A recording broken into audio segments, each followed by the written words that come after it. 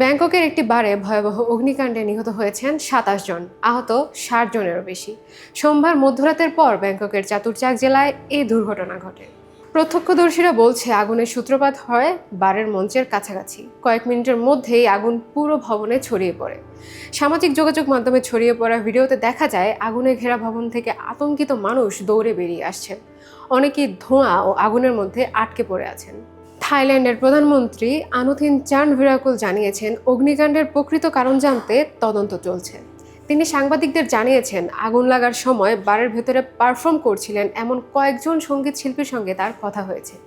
ওই শিল্পীর ভাষ্য অনুযায়ী হঠাৎ কাট আউট সুইচে আগুন লাগার কারণে একটি বিস্ফোরণের মতো শব্দ হয় এবং পুরো বার ধোঁয়ায় ভরে যায়। ধোঁয়া থেকে বাঁচতে অনেকে টয়লেটে আশ্রয় নেওয়ায় সেখান থেকেই অধিকাংশ মরদেহ উদ্ধার করা হয়। ফায়ার সার্ভিস প্রায় আধা ঘন্টার চেষ্টায় আগুন নিয়ন্ত্রণে আনলেও ততক্ষণে ৯ জন পুরুষ ও ১৮ জন নারী প্রাণ হারান। প্রাথমিক তদন্তে ধারণা করা হচ্ছে অধিকাংশের মৃত্যু হয়েছে বিষাক্ত ধোঁয়া শ্বাসের সঙ্গে শরীরে প্রবেশ করায়। ব্যাংককের গভর্নর জানিয়েছেন বারের ছাদে ব্যবহৃত দাহ্য উপকরণের কারণে আগুন খুব দ্রুত ছড়িয়ে পড়ে। ঘটনার পর বারটি ঘিরে রেখেছে পুলিশ। ভেতরের দেয়াল, ছাদ ও আসবাবপত্র আগুনে সম্পূর্ণ পুড়ে গেছে। বাইরে সারিবদ্ধভাবে রাখা হয়েছে মরদেহ। এখন পুরো এলাকায় পোড়া গন্ধ ছড়িয়ে আছে।